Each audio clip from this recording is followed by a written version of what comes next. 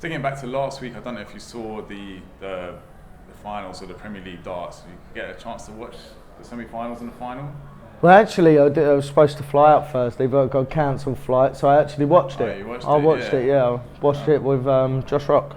Yeah? Okay. Yeah. Interesting. How did you feel about the way it kind of turned out? You must have thought after the semi-finals it was going to be probably, obviously, turn out one way, but then MVG ended up taking the title. I would have liked to see probably Gezi win it, going in, and how good was he in his semi-final? He was amazing. Yeah, but the thing is, with Michael, you can just never write him off. I know that when I first come on the scene, I used to play him in 2017. He was a different animal then. The 170s, when he needed something, he hit it, and it's all about putting the pressure on, taking what you can. But he just used to do it more than any other player I've seen. Maybe. Look, he's still winning tournaments, but would I say a fair assessment? I know I shouldn't say it, but is he as good as what he used to be? No, probably not now.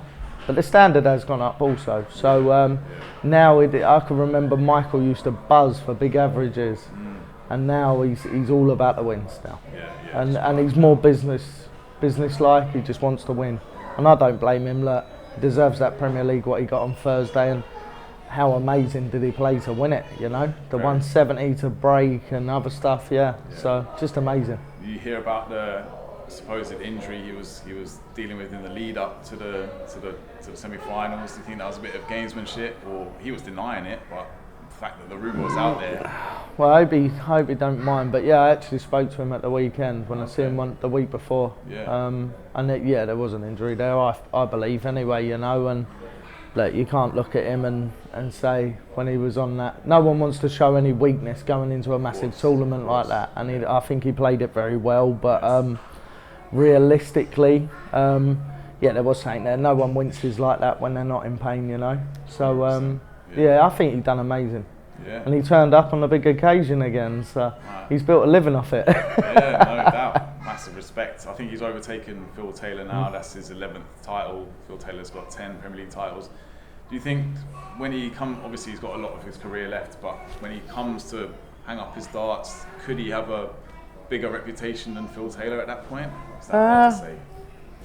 I don't know. Phil won so much, didn't he? And he was so dominant. Yeah. And we're not just talking about dominance for 10 years or whatever. It was probably 20.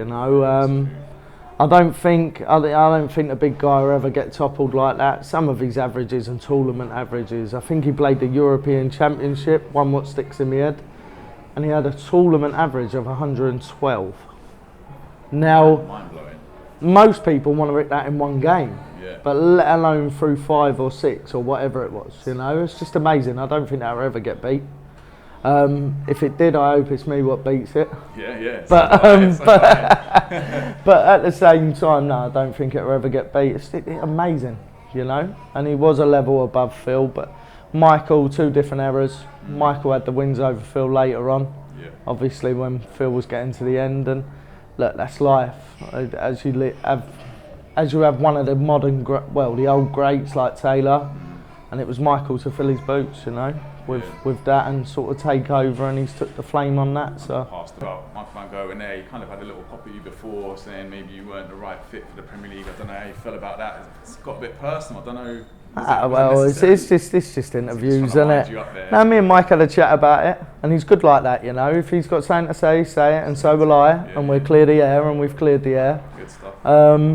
All good fun. Yeah. But that's what I respect about Mike. If he's got a problem, he'll say it, And all right, maybe both of us were in the wrong the way we went around it, but at the same time, no, it's all sorted now, and it's water under the bridge, and you pick yourself up. You have to spend a lot of time with these boys, so if you can sort of get along, it's a lot easier than sort of blanking each other and feeling a little bit awkward in the practice room for both, Can you foresee a player ever coming through like you did and winning the World Championships at their first attempt? Do you think that's a one-off? I guess you'd rather it was a one-off. Look, if anyone come in and done that, especially with the standard now, and let's not forget, all right, I've done what I've done, no one's ever really seen it. Do I think it's going to be done again? No. I think it'd be very hard now. And there was if we looked at the rules now, I couldn't have actually sort of got me tour card on the challenge tour because I never went and played Q School, so I paid me money late to go and play the challenge tour. Right. But now the rule is if you don't play Q School, you can't play challenge tour. So you have no right to even get a card, you know. So I was lucky at the time. So they've kind of scuppered anyone else's chances. You sort of like look at it. Well, maybe in a way, sort of that way of getting tour cards, it all depends sort of, if you're going to Q School or not. So I was a bit fortunate in that way with the rules and the regulations. But can I see anyone emulating it? No. It's different now when you look at it. I think you look at tournaments now in the PDC and you're looking, say there's 48 people in a tournament. Before you'd look at Van Gogh, you'd be like 3 or 4 people what you look at, Phil or whatever, and you'll go, maybe they can win it. Now you're looking at a field and there's probably 20 what can win it. The strength and depth. And the strength and depth, and it only takes someone what's higher ranked having a little bit of a bad day, and before you know it, the lower ranked players won, and that's sport. That's sport.